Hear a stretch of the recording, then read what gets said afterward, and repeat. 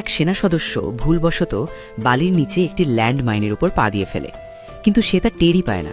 তার সঙ্গী তাকে বাঁচানোর জন্য এগিয়ে আসে, কিন্তু তখনই হালকা একটি ক্লিক শব্দ হয় এবং দুর্ভাগ্যবশত সেও আরেকটি ল্যান্ড মাইনের উপর পা দিয়ে ফেলে।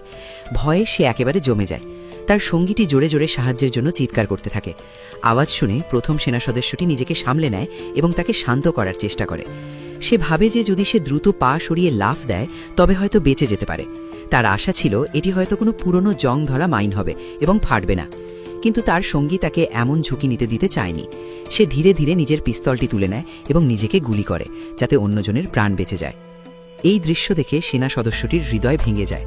এখন সে নিজেই মরুভূমির মাঝখানে আটকা পড়েছিল এবং সাহায্য ডাকার কোনো উপায় ছিল না। দূরে পড়ে থাকা রেডিওটির কাছে পৌঁছানোর জন্য সে নিজের জুতোর ফিতে খোলে এবং সেগুলোকে একটি কুড়ালের সাথে বেঁধে দেয়। এরপর সে সাবধানে কুড়ালটি দূরে ছুঁড়ে মারে। ব্যাগটিকে সেটির সাথে আটকে ধীরে ধীরে দড়ি টেনে নিজের দিকে নিয়ে আসে। রেডিওটি হাতে পেতেই সে সাহায্যের জন্য বার্তা পাঠায়, কিন্তু খারাপ আবহাওয়ার কারণে হেলিকপ্টার উঠতে পারেনি। তাকে জানানো হয় যে উদ্ধারকারী গাড়ি পৌঁছতে 40 ঘন্টা সময় লাগবে। এতক্ষণ এক জায়গায় দাঁড়িয়ে থাকা কোনো কঠিন পরীক্ষার চেয়ে কম ছিল না। ঠিক তখনই এক ভয়ঙ্কর বালির ঝড় ধেয়ে আসে।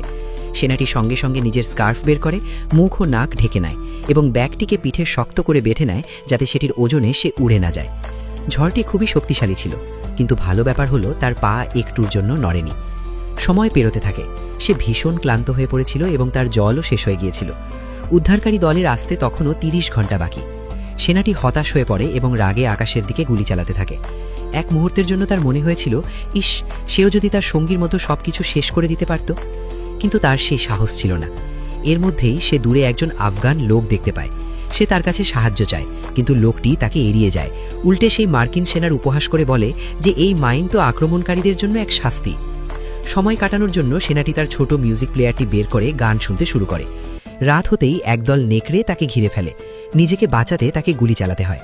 যখন গুলি শেষ হয়ে যায় তখন নেকড়েরা হামলা করে বসে।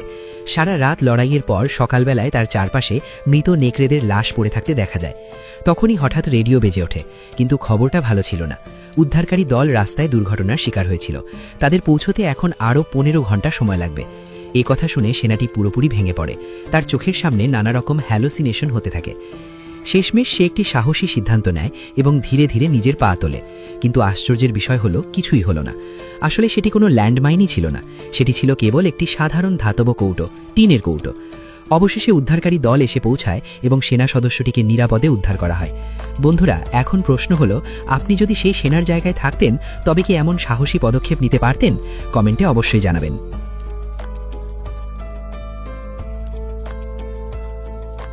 এই ছবিটি সুন্দর মনে করেন এবং মন থেকে ভালোবেসে থাকেন, তাহলে ভিডিওতে একটি লাইক দিন, চ্যানেলটি অবশ্যই সাবস্ক্রাইব করুন, সুন্দর একটি কমেন্ট করে ভিডিওটি শেয়ার করে দিন। আমি জানি কঠিন হৃদয়ের মানুষেরা ছবিটি দেখার পরেও ভিডিওতে লাইক না করে চলে যাবে, তবুও অনুরোধ রইল।